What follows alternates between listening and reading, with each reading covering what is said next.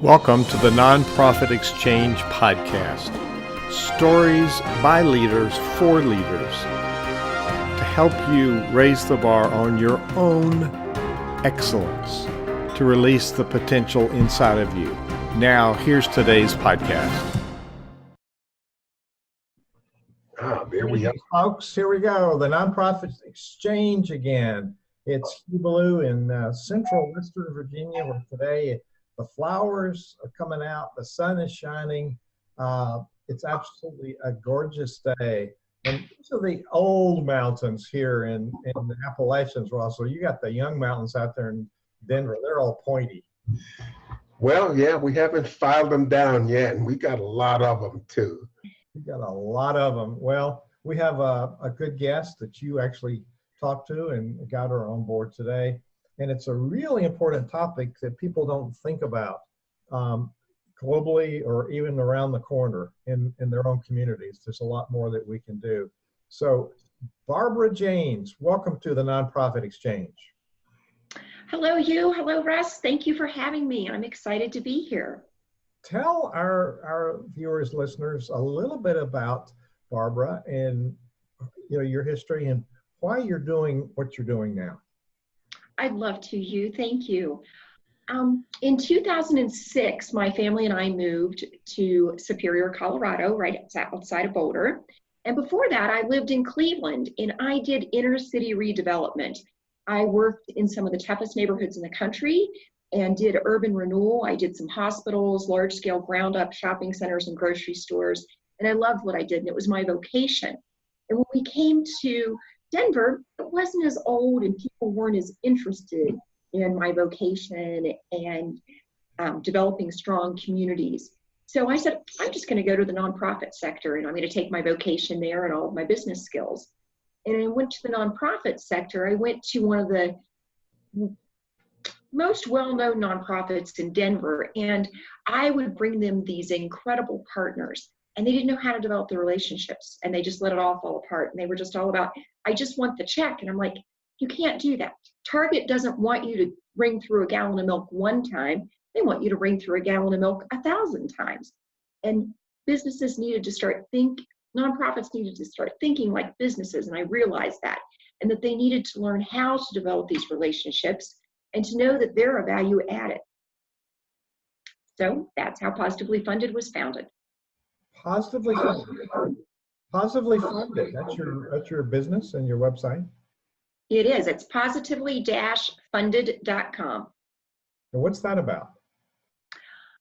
I wanted nonprofits to think of a positive way to fund themselves. What I do is very beneficial to both parties. It's not about give me, give me, give me. It's about going out and developing a relationship that works in the business sector.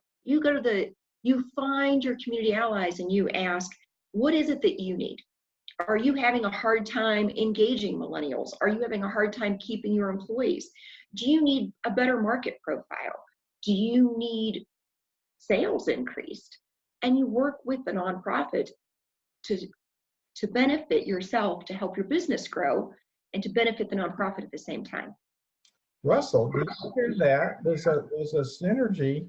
We've been barking this story to people who go, yeah. There's a synergy between for-profit and for-purpose businesses. I couldn't get my mouth moving right. What'd you hear in there, Russ?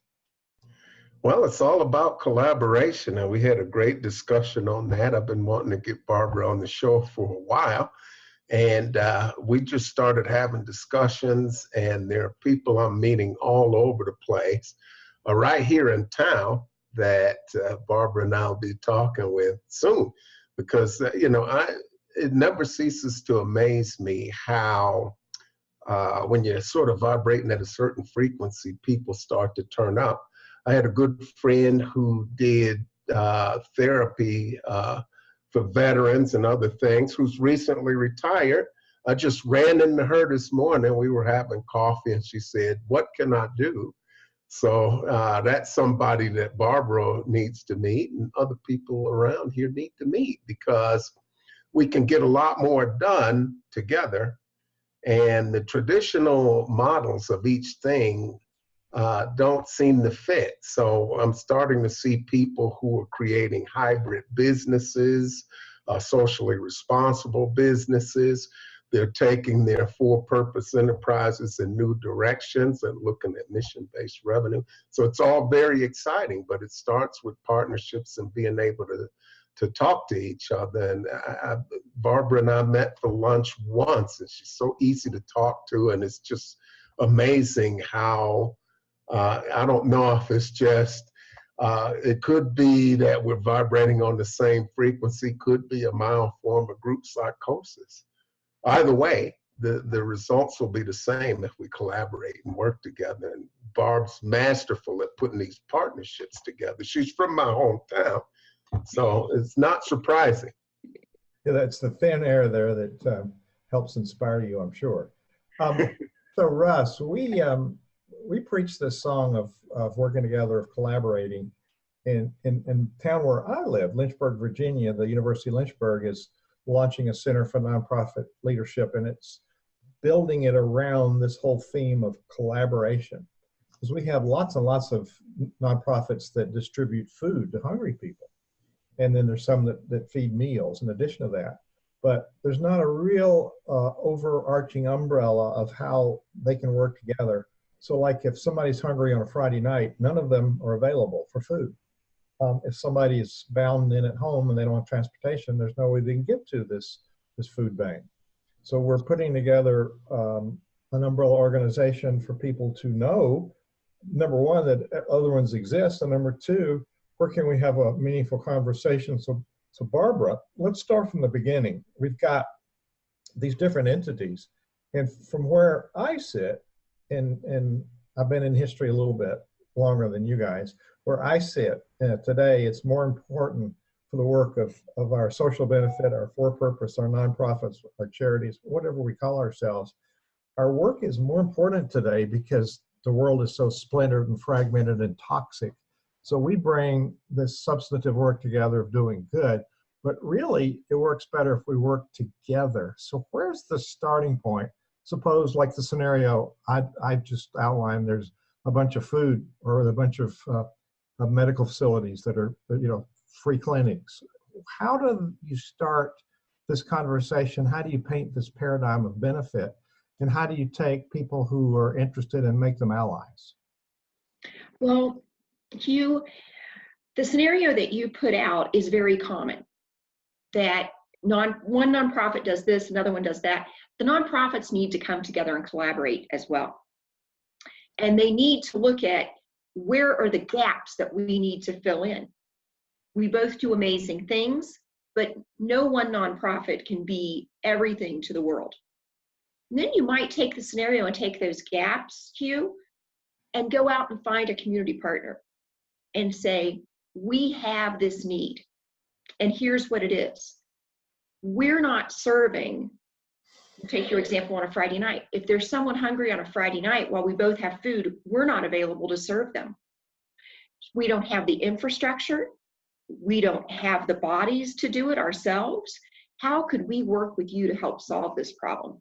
And ask for the mentorship from those companies. It's so important that when you work with a company, you are working from bottom to top and top to bottom and hitting everyone. So go to their development people, go to their operations people, go to their finance people in the C-suite and say, we need mentorship in these areas. We have this problem, help us solve it. And go to their new employees and say, we could use some volunteers, and the company that you work for is amazing because they're helping to support the community and help to feed those that are hungry, and we need your support as well. Talk about employee retention and the mental health benefits from volunteering. It's amazing. And to engage your millennials. Millennials don't just want what's in the envelope at the end of the week. They want a purpose and a reason to be there. And you, the nonprofit, can help them give that purpose. That's connecting those dots. Connecting those dots is essential.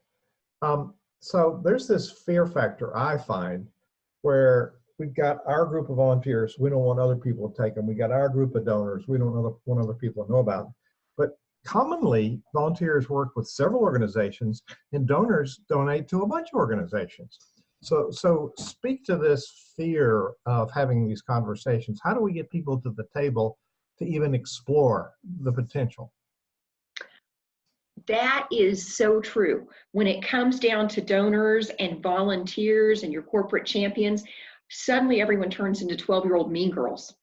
And you have to stop that mindset. You cannot come from the mindset of scarcity.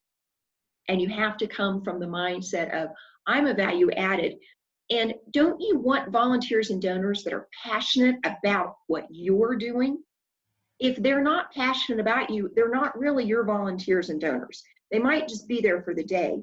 Don't you want someone there for the long haul and to create an authentic long-term relationship with them? So shouldn't you find the right people for your mission that have the passion for it, that are truly going to become your partners?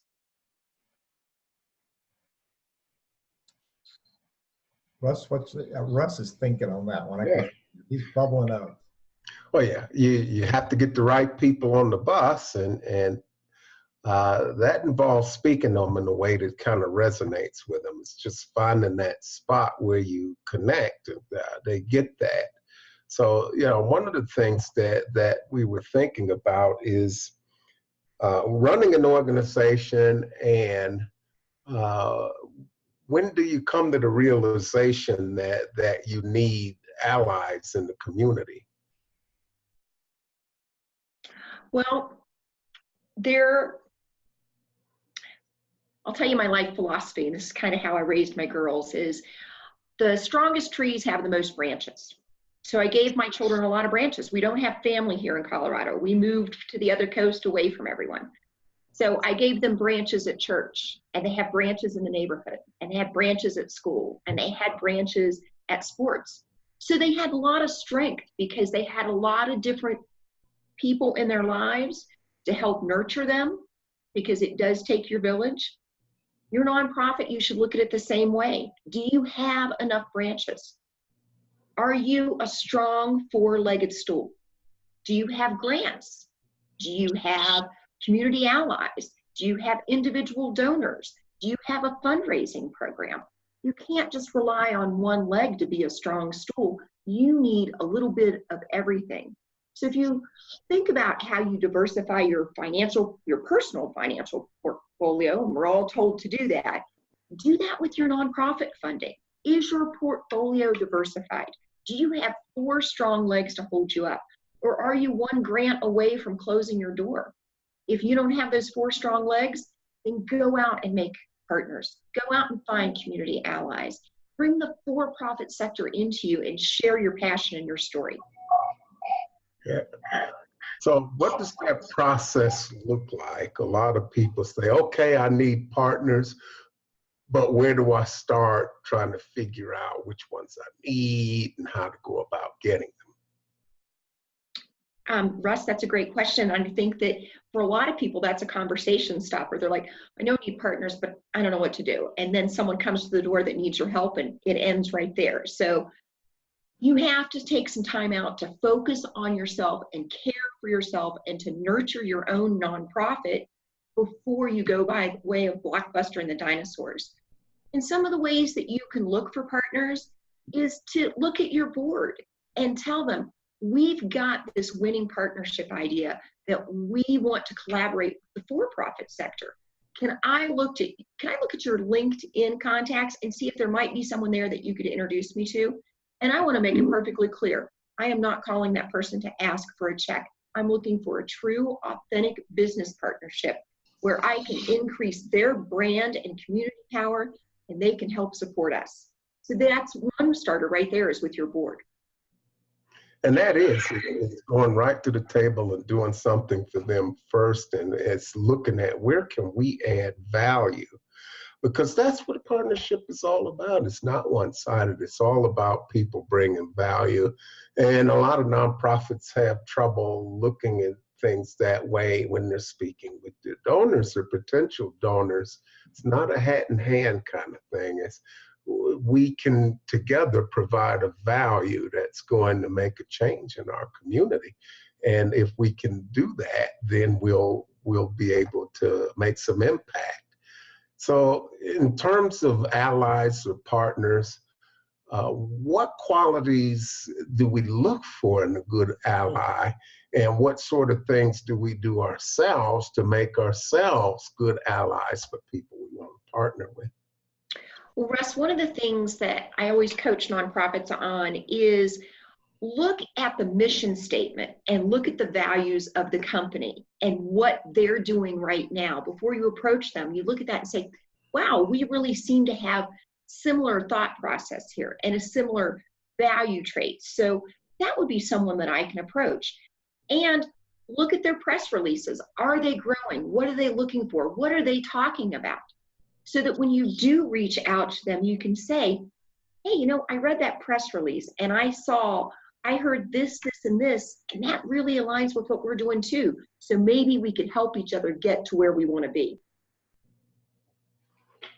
And we can do that a lot. The difference isn't necessarily just 2x if you get 2 organizations or 3 organizations, but it's actually you multiply your resources exponentially instead of sequentially.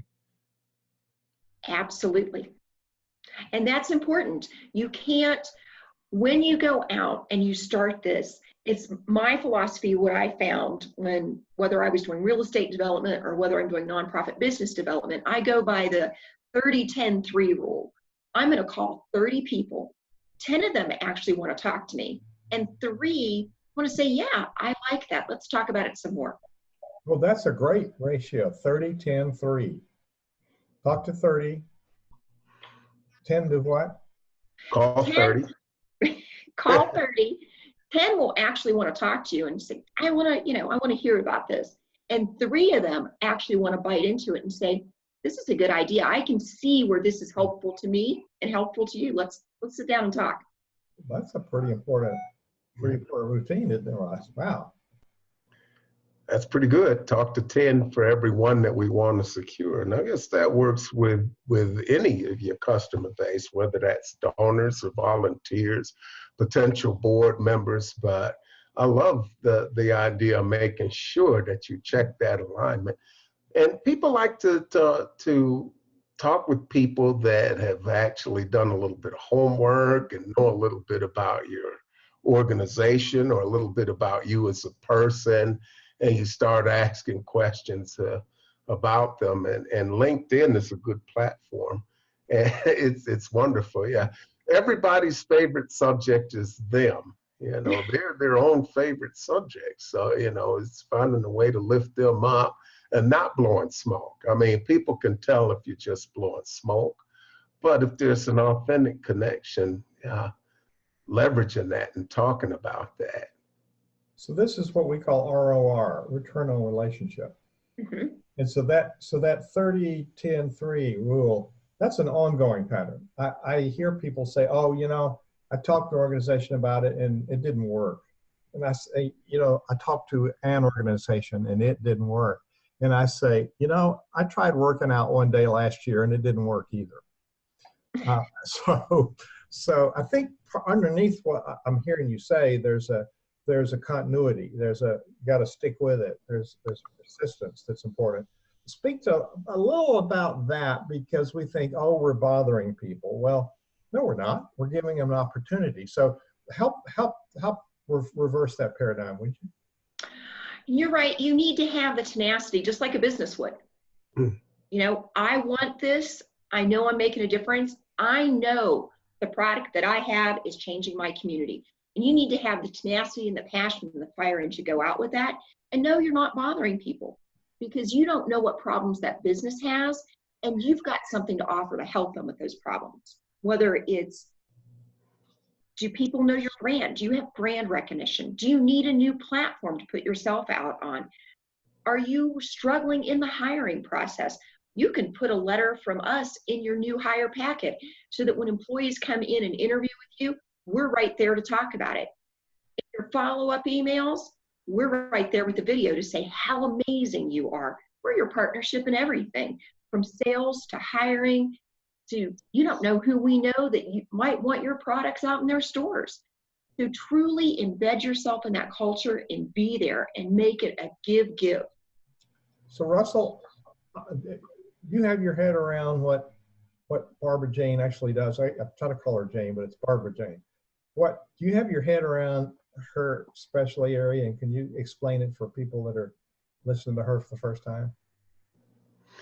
Well, you know, what she does is bring people together from multiple sectors to solve social problems and put good systems in place and help people have conversations. And the conversation that we rarely have when you're talking with people in nonprofit sectors is about value, the dreaded V word, because that's what we're all bringing to the table. And it's helping people understand that they bring value and to quantify that in terms that make sense to other people. And she helps with building business systems and really sort of thinking of your organization as a business, as a producer of value, and approaching from that place so that you're out there offering everybody you come in contact with something of value, whether they're donors, whether they're providing pro bono work, whether they're socially responsible business looking to support a cause, or nonprofit looking to get support of all types. And it, boils down to a couple of things: money and people. And if you're short on either, at some point you're going to fold. Barbara, how did he do? He did great. And he's very true. I am called the connector, and I think that that's important because I connect for winning relationships. And he's right about the value add. And I like to play the game bigger and better in business. Have you ever played bigger and better as a kid, where you start off with a paper clip and you go door to door and say, I've got a paper clip, what will you trade me that's bigger and better? And they hand you something else and you go to the next door. I do the same with my nonprofits and my business partnerships. I had a nonprofit that I was meeting with, and they said, oh, well, this church came and built our fence a couple weeks ago. And I'm like, well, how did you thank them? How did you follow up? Well, we're going to send them a letter. I'm like, no. They've got parishioners. They've got a congregation. You go and ask their pastor, we want to thank your congregation in person.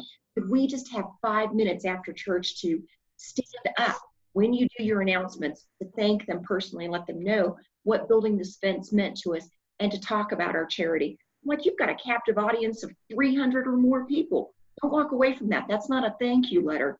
That's a go out and get it with your fire. Whoa. Did you hear that? Bigger and better, Russell? Maybe we should knock on doors. And we like that. So Barbara and I've got time to work on this. When we do get you here to town, we'll take you to McDonald's, and then we're gonna swap that for McCormick and Schmick or Morton's or something like that. That's probably a little bit too far, but the idea is now firmly implanted. It's like toothpaste. Once it comes out, it's not going back in. Here's you, Baloo. What do you got that's bigger and better? Okay. Oh man, you know where your friends are, don't you? So Russell, I heard her talk about installing or teaching or business principles to nonprofits. I'm not sure that all businesses have those skills either. They think they do, and they've got some cash flow that masks their ignorance. But that's what Russ and I spend our life doing, is helping nonprofit organizations think in terms of cash flow and budgeting and marketing and all of those things that businesses need. But I find that sometimes even businesses that donate or buy sponsorships for a nonprofit don't know how to get the benefit or reciprocal benefit out of that sponsorship. They donate, but they don't know how to say to that, what's this money going to create? What impact will this money create? What difference will it make? They don't know how to ask that. And when they make a business decision, is I want to use some of my marketing money to sponsor your event, they don't really know how to get a return on that investment. Is that part of what you help both sides explore? It absolutely is, you. And it's so important because I teach this to both sides. you need to say, for every $10 we bring in, we provide a box of groceries to a family that will feed them for a week. What nonprofits do with money is magical, and you need to say, for every $20, we can take care of 10 new dogs in our shelter. And when you quantify it like that, it lets the business know, oh, I'm donating $5,000. It translates to 500 dogs. This is what I can do. And on the nonprofit side, you should always be talking numbers, numbers, numbers. Numbers ring true with millennials, and they ring true with businesses. And when you say to someone, this is what $50 can do, I'm like, oh, I didn't know you could do that with $50. I'd have given you 500. I just didn't realize that I would have upped my ante. So let them know from the beginning, if you're doing an event, this is how much we want to raise, and this is what it breaks down to. And for every $20 increment, this is what it'll change. And the same on the business side. Let people know, hey, this is what we did last year for nonprofits, and here's the impact for each one of them. There's a lot in that ask piece. I served a church in Atlanta of 12,000, and the preacher raised $18 million for the next phase of the building program. Actually doubled the size of the facility, but he did that in 14 lunches. And I was sitting in his office one day, they were building out everything. He had the cash before they dug any dirt. But he's reading in the newspaper where one of the people he talked to had given $4 million for a building at one of the local universities. And he called the guy up and says, I'm sorry to ask you for such a small amount. Well, yeah, when you hit that sweet spot, so we underestimate ourselves. But it's important to set those expectations. What is it that you want? And I think the way to do that, whether you're approaching a foundation or a corporation, is to look at what it is that you want to try to get, but find out what they want. And what Barbara's good at is helping them find that, because they don't always know what it is they want to get. So she sits with them and works with them with the business and say, okay, what is it that you want to try to do? And you can't get goodwill out of a Madison Avenue magazine spread. You know, it comes from being out there, connecting with people, making a difference. And so if everybody's kind of clear on the common goals, then you can set some measures. And with donors, it's important to keep in touch with them. After they've written that check, get in touch with them to tell them what the money's doing. The money should be quantified not just numerically, but in terms of story, in terms of people who are getting the services, who it's impacting, how far those dollars are going, and thanking them and highlighting some of them. This is what your support is making possible, and showing those things so that they hear from you much more frequently than when you need money, because if the only time they hear from you is when it's time to write a check, they're going to run for the hills. You are so right. That is not the thing to do. It shouldn't be, oh, I've gotten my check, life is beautiful. No, no, no. Make that relationship true. Ask them, can we do a quarterly updated video for your staff? Every quarter, let's update them and let them know the impact and what's going on. You want to triple your Rolodex. They want to keep their employees, and you want to triple your Rolodex, and you want to embed yourself into that culture to support them and to support your nonprofit. So you do that video, that 2-minute video that goes out in an email link to every employee, and you thank them. You let them know what you've brought in. You let them know what you've done with it. Let them know what you're seeing that's new. It's amazing that we've got these wonderful programs and you're supporting them, and we're able to serve so many more people. But do you know, the last month, we had 50 people come in with this problem. We got to figure out how to solve this. Will you roll up your sleeves and help me solve it? And you engage them beyond money, sweat equity, mentorship, be there for me. And I want to hit on something that Russ said before about knowing who your audience is. I firmly believe you just don't go out and throw stuff up against the wall to see what sticks. So many people will say, you're a big company, write me a check. No, you have to have a reason. You got to start with your why. I really researched you. I know what you do. We've got the same vibe. We're good for each other. Let's talk about this. I think a lot of that goes to getting into the psychology of their branding, because you have Nike that says, just do it. So if your message resonates with something along those lines, you get an idea of, you look at who's in their commercials. So who are the people that they're trying to reach? Who are they trying to attract? How many of those people are in your tribe? Because they want exposure to people in your tribe. They want that goodwill. So it's important to look at that to see, okay, how do we align with it? Just as importantly, to use language that resonates with them to start a conversation.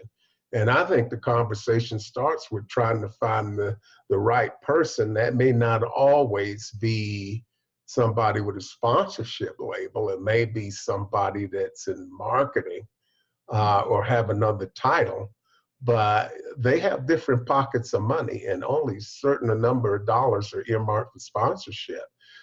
They could support you elsewhere. So it's having that conversation and asking them questions with what you have in mind, and then sort of bouncing something off of them.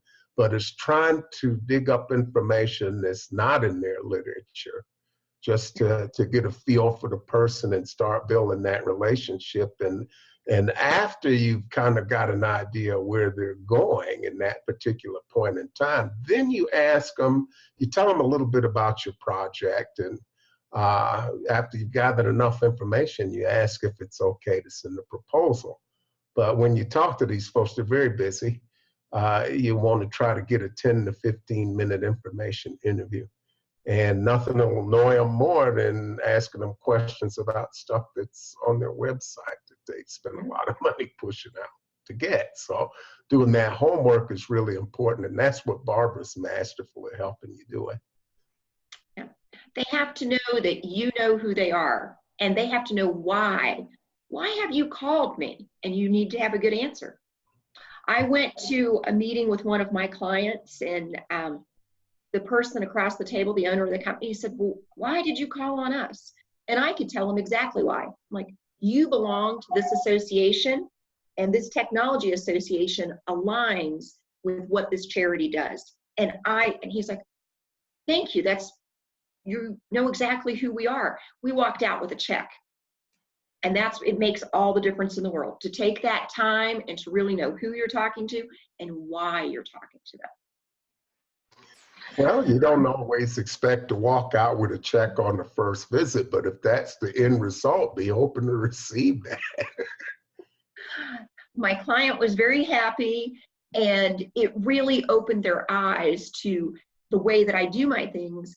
I really want my clients to learn from my playbook and to be able to run with it and do it on their own. I don't want to be there permanently for you.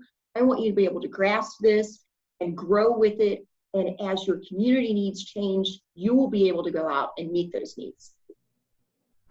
You know, people, again, we get back to this discussion of value, and a lot of businesses quantify that by their products and services. How can a nonprofit do that? Because a lot of people sit there and they actually have a sort of a limited view of, okay, what's valuable to other people? What are some things that they can do to demonstrate value? Know your data. Know who you're helping and how many people you're serving. And so that when you're meeting with that person, you've got your numbers and you've got your alignment. And when you ask that company, what is it that you need? Do you need us to write a thank you letter that you can send to your vendors, that's geared to your vendors, to let them know what a community ally you are and what a community support you are? Do you need us to do a video to your vendors that you can send out to let them know what you're doing? And in doing these things, it triples the Rolodex for the nonprofit and opens up puts new eyes on them, as well as helps the business. Do you need us to do a video for your customers so that when they purchase something and they get the receipt and they're saying that your package is coming, I'm there to thank them personally. and to let them know what you do in the community and how important you are, so that they're just not getting a pair of shoes, they're getting someone that makes a difference in the world. And that's who they're buying from. So tell us what it is that you need. You know, you mentioned vendors, and I don't know that people think of that, but part of the value of your board of directors is the relationships they have. And so I don't know if many people think in terms of, okay, we don't have a relationship with XYZ company, but we got people on our board that have relationships with W company, who's a vendor for XYZ company. How many do you frequently find that that's a good way to approach an organization? It is. Using vendors is very important. They want that winning relationship with their internal customers, and it just creates even greater synergy. And it gives the company that you want to ally with, it gives them a better story that they can tell to their vendors. You know, we're just not buying copy paper from anybody. We're buying copy paper from the company that does. And you have their community story and you've got their back.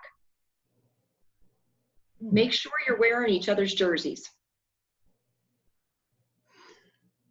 What do you think of that, Hugh? Are you ready to run out and buy a Cleveland Browns jersey and get yourself a Denver Broncos jersey just in case it all goes sideways for the Redskins?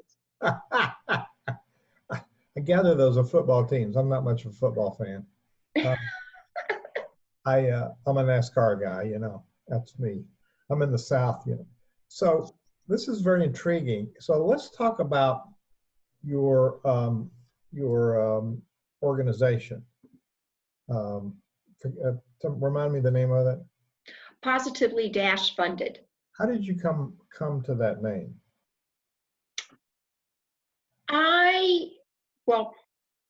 I wanted to change the way that nonprofits thought about funding, and not to think that you have to go out with your tail tucked between your legs and grovel and just, I got to go out and beg, the lights are going to get turned off.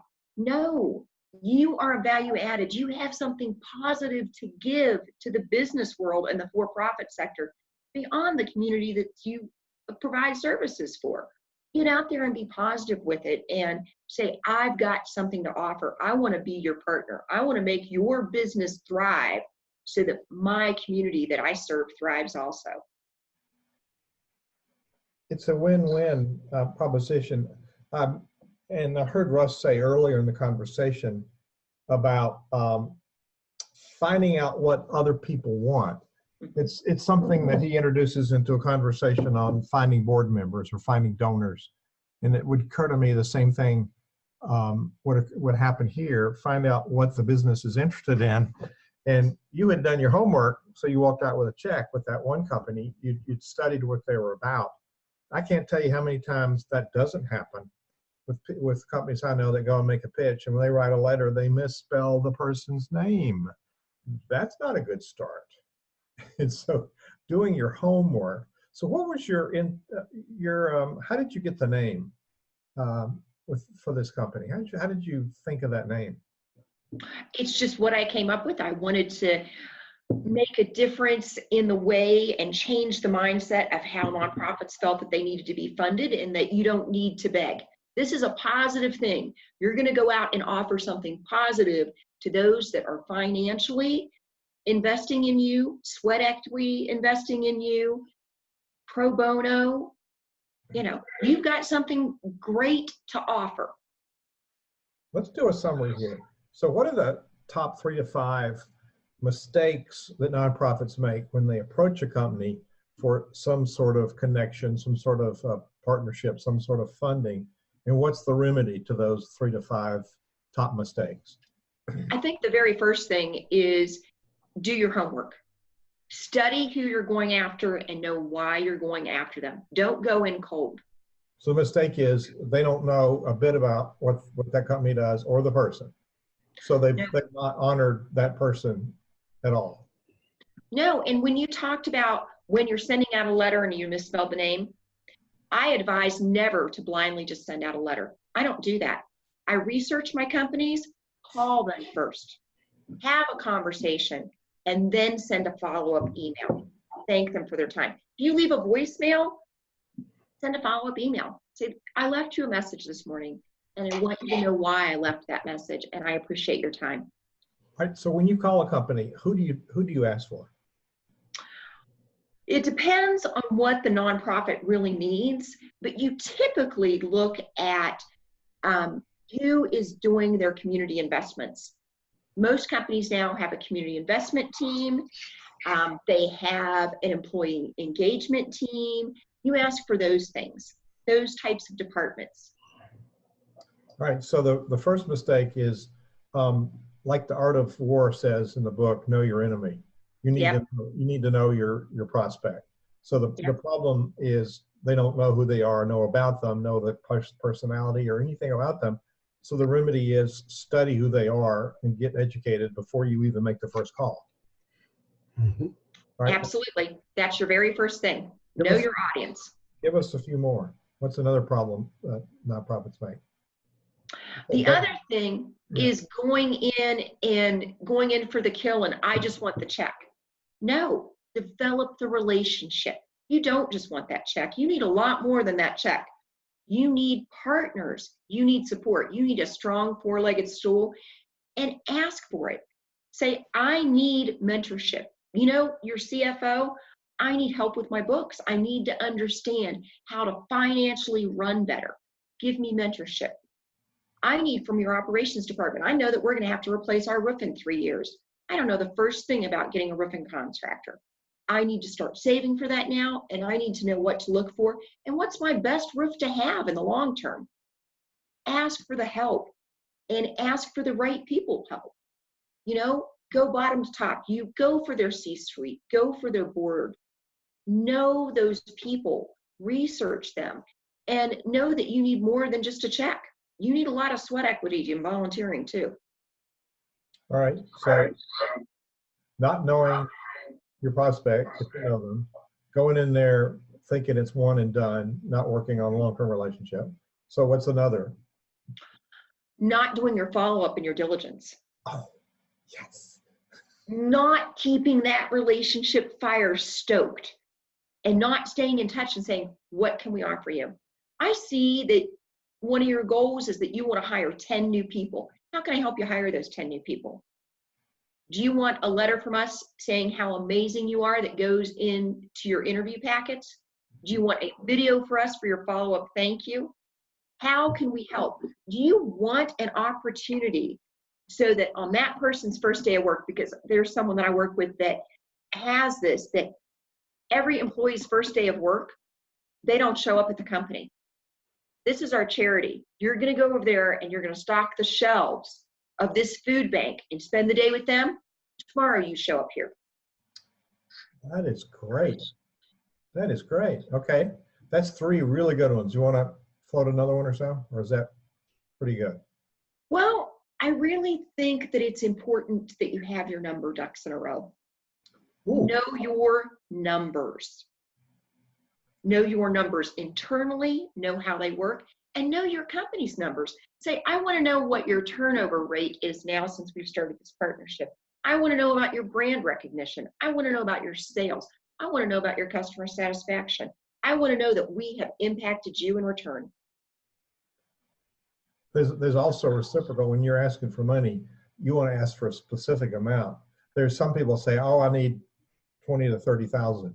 Well, that's not very specific, and it seems like there's a $10,000 spread there. It doesn't sound like you're very careful with my money. Because it's their money until they give it to you. So yes, specificity is important. The universal here, 20,000. If you say 20 to 30, 20,000 will show up. That's what you put out there. That's what you want. So yeah, it helps to be specific, very specific, you know. So these are things, and it sounds like all of these things, as far as looking for ways to be a service, can help build a long-term relationship with a business or between a business or a nonprofit. Yeah. But what are some other things? What are the most important things, say, for the business to do, or for the nonprofit to do? What maybe two or three things that are very important for each of them to do to make sure that you can build and maintain a long-term relationship? I think the very first thing in your follow-up plan is have a regular communication strategy. We're going to talk. Whatever department is your go-to department, your person, have a standing monthly conversation and update each other. This is how things are going on our side, and here's your impact. Great, this is how things are going on our side, and here's your impact. Keep that communication going. Offer to spend time with their employees. Do a lunch and learn. Hey, would you like us to come in quarterly and do a lunch and learn and talk about what seniors need? Here are the latest statistics in America for seniors, and here's their food scarcity, here's their transportation problem, let us come in and talk about our wisdom in our sector and how you can overcome these things and how we work together. Brilliant. That's brilliant. Invite us to come to your association, whatever your trade association is. Drag us along. Let us be your dog and pony show. We're there for you. Well, that's also a part of top of mind marketing. They don't forget you because you're there, and you're always looking at bringing value to the other. I think there's a lot of business leaders that see nonprofit as, okay, it's my duty. They write a check, I'm done, I'm going to go back to work now, rather than looking for the win-win, which takes a little time. But I like your set of questions. Do you work just in your area? She has a superior attitude, Russell. I don't know why. Just in Superior, or do you work all over? No, I go well beyond Superior, Colorado. I love Superior, Colorado, and Boulder County is my home, that's for sure. But I've worked with international nonprofits. I've worked with nonprofits that serve all of America. I've worked with statewide nonprofits, and I work with little babies that are just, okay, we only have a staff of 4. You know what? That's all right. Everyone starts somewhere, and everyone can create winning partnerships no matter what your size is. Is there a place on your website where people can ping you and have a conversation with you, just explore possibilities, have a conversation? Absolutely. My phone number is on there, my email. There's a contact form. You can reach out and contact me. Whatever medium is your comfort zone, whether it be the phone or email. Well, this is a lot of really good stuff. We transcribe these, and it goes into the podcast, and it goes onto the web page. People can find this by going to that's the word THE, the Nonprofit Exchange, which is, we're over 4 years into these interviews, and we've had really good people, including today, with really good pieces of wisdom. I'm a conductor by trade, musical conductor, not a railroad conductor.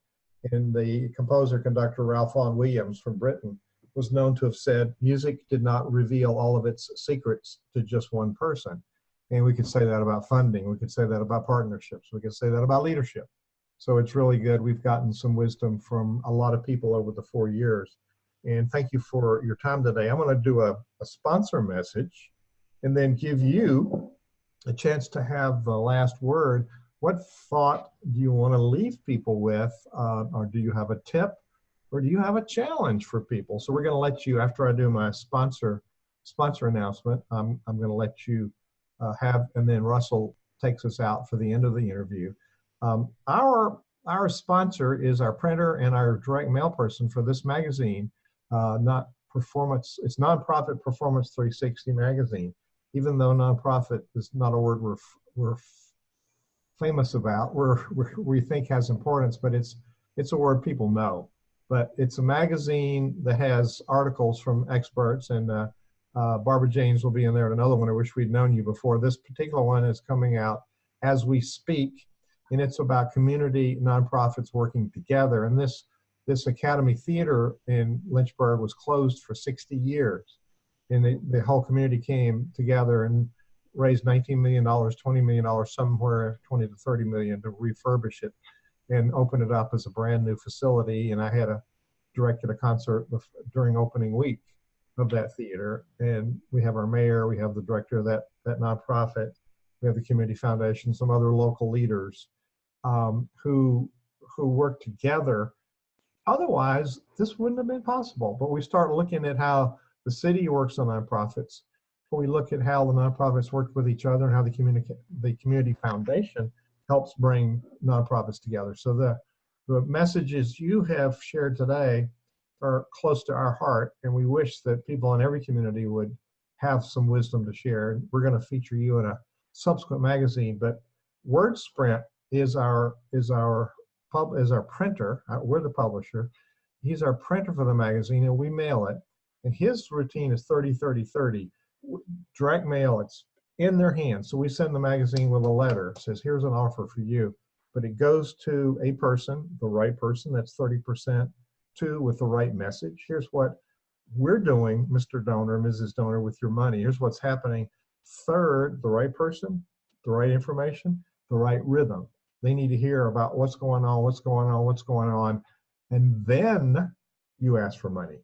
So it's the rhythm of keeping them up to speed. So Nonprofit Performance 360 is a publication of Center Vision Leadership Foundation, and our community, online community for community builders is where you find like-minded people. You not only learn, but you share and you grow together. It's a collaborative space, by the way, Barbara Jaynes. So you can go to thenonprofitexchange.org. You can see the latest podcast. You can click on archives. You can see all of these recordings over the years. And there's a blue button at the top of the page. It says join. And right now, if you join for free, there's 3 different levels, but even if you join for free, we invite you to try us out. You get Hugh's program, The 5 Pillars for Success. And all these pillars allow for this collaboration, this partnership that you're talking about to really happen and to make a difference there. So, Barbara, I'm going to throw it to you for a closing thought or tip or challenge, and then Russell will close out our interview. And thank you for being here today. Thank you so much for having me, Russell, and you. I appreciate it. This is wonderful to be able to share the good news of you have something to offer. Go out and be positive in your funding. Don't tuck your tail between your legs. I'd like to challenge nonprofits to look at your stool. How many legs do you have? How strong are they? Go out and find community allies. Look beyond your traditional scope and see, what can I do? What do I have to offer? How can I collaborate? How can I be a good community collaborator, not only with the for-profit sector, but with other nonprofits, because there's strength in numbers. So go out and be positively funded. Thanks always, Barbara. I'm looking forward to having lunch with you later this week. And so that's the beauty of the bonus that I get, Hugh. Barbara's in my backyard, and we're going to play and talk to people here and do what we can to come together and make some impact. I'd like to thank all of our viewers here on Facebook and our listeners out there. You can find the Nonprofit Exchange podcast both in the iTunes Store and on Stitcher. Please go there and subscribe. As always, you can find information about upcoming podcasts at our website, thenonprofitexchange.org. Come in there, all of the information on some previous podcasts are there. And join. Make sure that you click the Join Now button at Center Vision Leadership to join into our community. We're going to have all sorts of resources coming in. We do monthly specialized podcasts with experts, and we're here every Tuesday afternoon at 2 p.m. Eastern, noon Mountain Time, bringing you experts, brilliant people like Barbara, who I'd like to thank again. Join us again here next week. We will be, we'll have a break, but we will have a previous episode up. We'll be back in 2 weeks for sure. Join the community. Make sure that once you join the community, you can send us message messages at the Nonprofit Exchange. You can converse with one another. And so thank you again. We look forward to seeing you here on the next episode of the Nonprofit Exchange. Until then, keep making a difference, and thank you for all that you do.